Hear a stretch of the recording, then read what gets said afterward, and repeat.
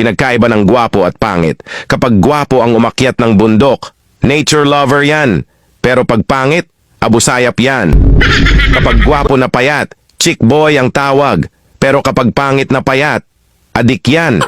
Kapag gwapo ang tumabi, kinikilig si ate. Pero pag pangit ang tumabi, nagagalit, ayaw magpatabi, nag-iinarte si ate. Kapag gwapo ang nanligaw, sasagutin agad. Pero kapag pangit, sorry, study first ako. Kapag gwapo ang construction worker, sasabihin nila na hardworking yan. Pero kapag pangit, okay na yan kesa mag-addict ka. Kapag gwapo ang tumitig, nakakakilig. Pero pag pangit ang tumitig, manyakis yan. Kapag gwapo ang umiinom, broken-hearted. Pero pag pangit, walang pangarap sa buhay. Kapag gwapo ang jowa, tinadhana.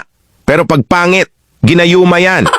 Kapag gwapo ang nanglimos, sasabihin, OMG, tulungan natin si kuya.